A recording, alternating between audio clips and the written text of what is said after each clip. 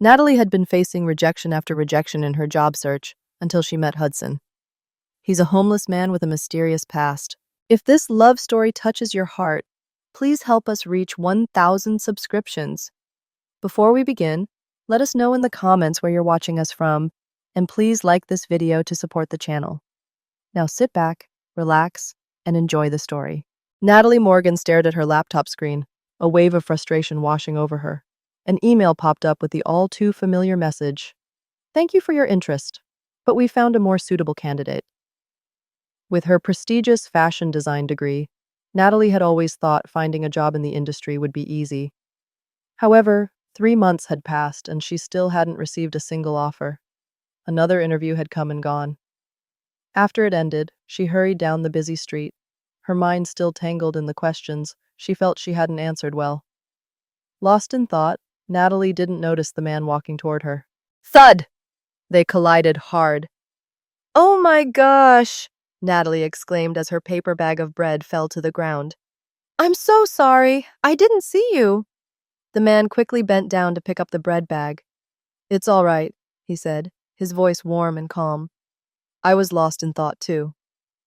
"Your bread is still intact," he said, handing Natalie the paper bag. "But it seems like you're upset about something?" Natalie was taken aback by the stranger's remark. "I just had a really bad interview," she admitted. "I know how that feels."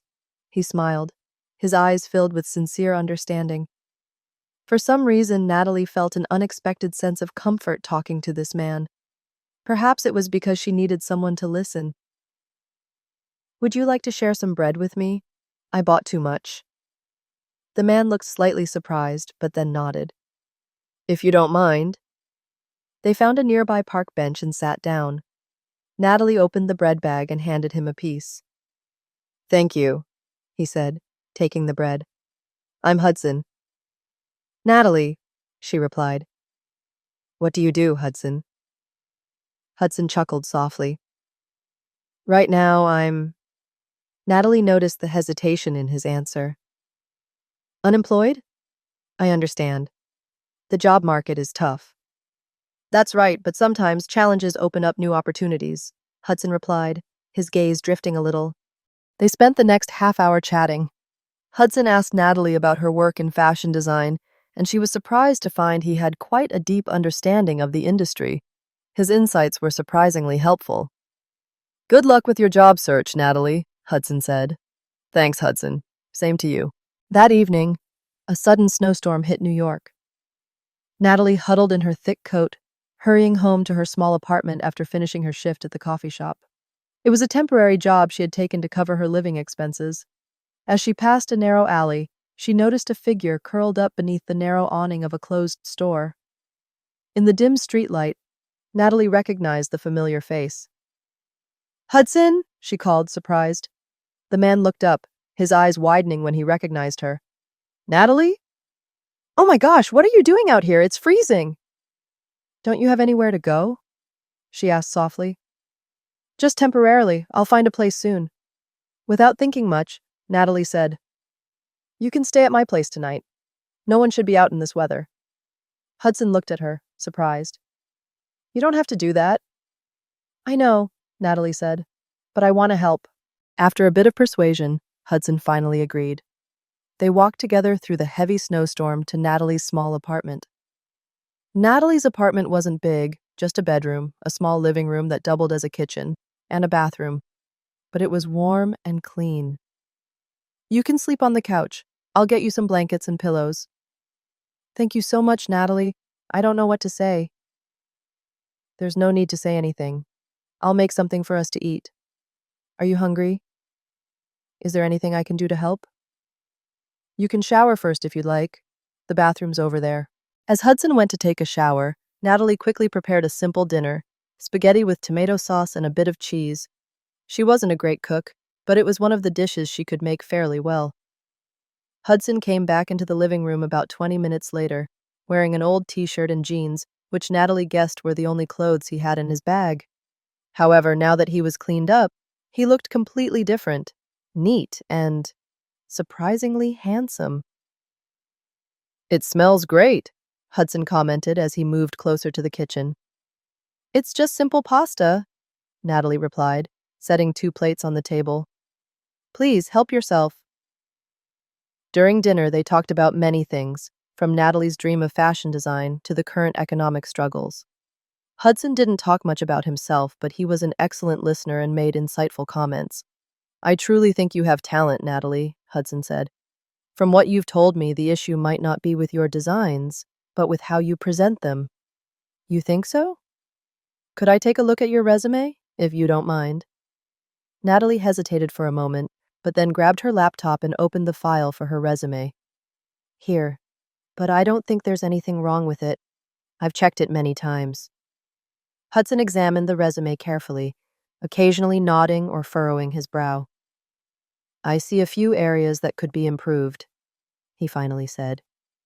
Would you mind if I made a few edits? Of course, Natalie agreed, a little surprised by Hudson's confidence. Hudson began typing quickly, stopping now and then to think. Natalie sat beside him, watching with increasing curiosity. A homeless man who was so skilled with a computer and had such knowledge about writing professional resumes? After about an hour, Hudson pushed the laptop toward Natalie. It's done. Take a look. Natalie's mouth fell open as she saw her newly edited resume. Not only was it more professionally organized, but Hudson had rewritten many sections, highlighting skills and achievements that she hadn't thought were important. Oh my gosh, Hudson! Did you work in HR? Hudson smiled mysteriously. I've reviewed many resumes. Thank you so much. It's nothing. Consider it a thank you for letting me stay here tonight. Natalie woke up the next morning, surprised by the delicious smell of coffee. She hurriedly put on her robe and stepped into the living room. Hudson was already up early, preparing breakfast. On the table were 2 plates of scrambled eggs with toast and 2 cups of coffee. Good morning, Hudson smiled. I hope you don't mind me using your kitchen. No, it's fine, Natalie replied, still half asleep. You didn't have to do this. This is the least I can do. Come on, let's eat. As they ate, Natalie noticed that Hudson seemed a bit tense, as if he was about to say something. Is something wrong, Hudson? She asked. Hudson set his coffee cup down, his eyes slightly anxious. I know this is a bit much, but could I stay for one more night? The storm hasn't stopped, and I need to prepare for a few things. Of course, she replied. You can stay until you find a stable place. Thank you so much, Natalie. I promise I won't stay too long. Natalie nodded without asking any further questions. She remembered that she also had an internal email to send today. A fashion company she had never applied to had unexpectedly reached out, asking her to send her resume and portfolio. I have an important email to send, she said. Hudson, would you mind taking a look at my portfolio? I'd be happy to, Hudson smiled. 3 days later, while Natalie was working her evening shift at the coffee shop, her phone rang. An unknown number. Hello, how can I help you? She answered. Hi, this is Amanda from Elysium Fashion. I'm calling to let you know that we were very impressed with your application and would like to invite you for an interview this Monday. Natalie nearly dropped her phone in shock. Elysium Fashion, a luxury brand she had dreamed of working for. Yes, of course, I'm thrilled to receive the invitation, she replied, trying to keep her voice calm. After the call ended, Natalie couldn't wait to share the good news with Hudson. He had become a friend over the past few days, though she still felt there was something mysterious about him. But when she got home, she didn't find Hudson. Instead, there was a note on the table. Dear Natalie, I've received a job offer and need to start right away. Thank you for everything. Good luck with your interview at Elysium. Hudson. Natalie nailed her interview at Elysium Fashion, with results even better than she had hoped for. And just 2 days after the interview, she received an official offer. And Natalie's first day at Elysium Fashion had finally arrived. She wore her best outfit, a cute dress paired with a sleek white coat. Elysium Fashion was headquartered in a luxurious skyscraper in Manhattan. Natalie was directed to the design department on the 28th floor, where she would be working. Natalie, welcome to our team, Amanda, the design department manager, said as she met her in the hallway. Today we'll be meeting the company CEO. He makes it a point to meet new employees every month to build connections within the company. Natalie's heart raced. Meeting the CEO on her first day? She wasn't prepared for this at all. Amanda led Natalie and the other two new employees to a large conference room. "The CEO will be here in 5 minutes," Amanda said. "Just be yourself and be genuine." Natalie tried to stay calm. She took a deep breath, telling herself everything would be fine. The door to the conference room opened, and a tall man in an elegant suit walked in. "Hudson?" she gasped, unable to hold back. The man looked at her with a familiar smile. "Hello, Natalie?" Amanda glanced back and forth between them, surprised. "You two know each other?" Hudson nodded gently. "We met before. Natalie is a friend." Natalie was stunned. Hudson, the homeless man she had helped, was the CEO of Elysium Fashion? This couldn't be real. "I'd like to introduce," Amanda said to the new employees. "This is Mr. Hudson Green, CEO of Green Enterprises and the founder of Elysium Fashion." Natalie tried to keep a calm exterior, but inside she was going through a whirlwind of emotions. When the meeting ended, the other employees left the room. Natalie was about to follow them, but Hudson gently called her back. "Natalie, could you stay for a moment? I think we need to talk." When the door to the conference room closed, leaving only the two of them, the atmosphere suddenly became awkward. Natalie looked directly at Hudson, confronting him. "You pretended to be homeless, stayed at my place, and even— Oh my God, why did you do that?" Hudson turned to face her, his expression sincere. "I have a charity project for the homeless, and I wanted to experience it firsthand. I didn't intend to meet you. But after our encounter that day, I was truly impressed by your talent and kindness." Natalie crossed her arms over her chest. "So, what about me getting an interview here? I just helped you highlight the strengths you already had. Your resume was submitted through the regular hiring channels and was evaluated fairly like any other candidate." Natalie shook her head, still not quite believing it. "And you still decided to hire me after knowing who I am?" "No, I let Amanda and the recruitment team make the decision. I didn't interfere with that process." Hudson stepped closer. "Natalie, you deserve this position. You truly have the talent." Natalie sighed with relief. "I still can't believe this, but thank you. I'm really grateful for this opportunity." Hudson smiled. "You deserve this position, Natalie." The first week at Elysium was not easy for Natalie. She quickly noticed the envious glances from Victoria, the senior design team leader, who had worked there for over 5 years. "It's interesting how a fresh graduate designer gets special attention from the CEO," Victoria remarked sarcastically as they were in the break room. "I just focus on my work," Natalie replied politely. In the days that followed, Natalie was continuously assigned menial tasks, tight deadlines, or had her designs criticized without reason. Worse, she was forgotten when it came to being informed about important meetings. One day, with only one day left before the fall collection's deadline, Natalie discovered that the main design files on her company computer had been deleted. "Maybe you should learn how to back up your files," Victoria smiled as she walked past. Natalie tried not to cry, pushing herself to work through the night to recreate all of the designs. The next morning, when she brought the printed copies into the meeting room with dark circles under her eyes, Hudson was already there, holding a USB drive. "I think you need this," he whispered as Victoria was busy talking to the other designers. "All of your files. Our IT system backs everything up automatically." Natalie looked at him with grateful eyes. "Thank you." "Show them what you're capable of," Hudson said, his gaze encouraging. A great opportunity arose when Elysium decided to collaborate with a renowned designer to create a special collection. Hudson proposed an internal competition. The designer with the best idea would lead the project. "This is the time to prove myself," Natalie told herself as she stood before her sketch of the collection. She worked tirelessly, researching trends, experimenting with new materials, and spending sleepless nights perfecting her concept. When the presentation day arrived, Natalie delivered her pitch with such confidence that it took everyone in the room by surprise. "This design is not only luxurious but also eco-friendly," she concluded. We can lead the trends while demonstrating our social responsibility. Hudson couldn't hide his satisfied smile. Great idea, Natalie. I think we've found the leader for this project. Victoria pressed her lips together, clearly displeased, but couldn't oppose when all the panel members nodded in agreement. Working with Hudson on this special project gave Natalie the opportunity to learn more about the real man behind the CEO persona. They often worked late at the office, exchanging ideas, debating design philosophies, and sometimes just chatting about life. I never thought a CEO like you would enjoy street-style sandwiches, Natalie laughed as they had a late dinner in the office. There are things money can't buy, Hudson said, looking at her with a warm gaze, like sincerity and true talent. One evening, while they were selecting materials for the collection, the long dress made Natalie trip and fall backward.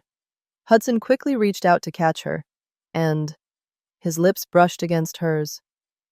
I think we should focus on the work, she said awkwardly. Hudson nodded, but his gaze remained fixed on her.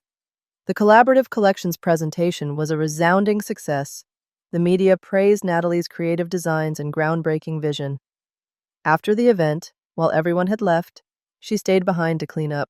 Suddenly, a heavy rain began to pour. Hudson returned to the venue to grab some forgotten documents and saw Natalie preparing to leave. Let me give you a ride home, he offered. No, it's fine. I can take a taxi. There won't be any taxis in this rain. Let me help. Inside the luxurious Bentley, the atmosphere grew oddly quiet. You don't have to be so nice to me, she finally spoke. I'm not doing this out of obligation, Natalie, Hudson said, his voice lowering. I'm doing this because I have special feelings for you. Natalie turned to look at him, her heart racing. Hudson, we're too different. You're the CEO of a top fashion empire, and Natalie, love doesn't care about differences. You were ready to help and treat me kindly even when I had nothing, weren't you? Hudson interrupted her. The car stopped in front of Natalie's small apartment. The rain still poured heavily. Hudson looked deep into her eyes. I love you, he whispered. Before Natalie could respond, Hudson pulled her into a gentle yet passionate kiss. Their relationship progressed quickly, but Natalie still felt uneasy about the gap between them. I'm worried that we're too different, she confessed as they walked through Central Park on a Sunday morning. What will the press say when they find out that CEO Hudson Green is dating an ordinary employee? I understand your worries, Hudson stroked her hair. But trust me, to me, you are the most precious thing. 6 months later, Hudson secretly prepared a huge surprise. He told Natalie that they needed to attend an important company event in Paris. When they arrived, instead of going to the hotel, Hudson took her to the Eiffel Tower. There, a private helicopter was waiting. What are you doing? Natalie asked, surprised. I want to show you Paris in the most special way, Hudson smiled mysteriously. From above, they admired the shimmering lights of the City of Love. The helicopter landed at a historic castle just outside Paris. As they stepped inside, Natalie gasped at the scene before her. A garden full of roses and lanterns, with a beautifully set table at its center. You once said that you dreamed of having dinner in a castle, Hudson explained. After a romantic dinner with fine wine and exquisite dishes, Hudson took Natalie to the balcony overlooking a lake. Just then, a dazzling fireworks display began to light up the sky. Hudson, this is the most wonderful thing I've ever experienced, Hudson kneeled, pulling out a small velvet box. Inside was a uniquely designed diamond ring with elegant lines. From the moment I met you, I was moved by your kind heart, Natalie. Every day with you, my feelings grow deeper. I want to spend the rest of my life with you. Will you marry me? Natalie couldn't hold back her tears of joy. Yes, I agree. 2 years later, in their luxurious penthouse overlooking Central Park, Natalie was rocking their 3-month-old daughter, Sophie, to sleep. The little girl had Hudson's blue eyes and Natalie's radiant smile. Hudson walked into the room and gently hugged his wife's shoulder. The 2 most important women in my life, he whispered. I still can't believe we've come this far. Natalie smiled happily. It was fate.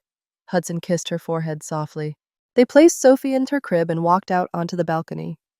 Under the New York moonlight, Hudson embraced his wife from behind, whispering, "I love you, Mrs. Green." "I love you too, Mr. Homeless CEO." Natalie laughed mischievously, turning to kiss her husband. If this story touched your heart, don't forget to like, share, and subscribe to our channel for more inspiring tales of love, resilience, and second chances. See you in the next story.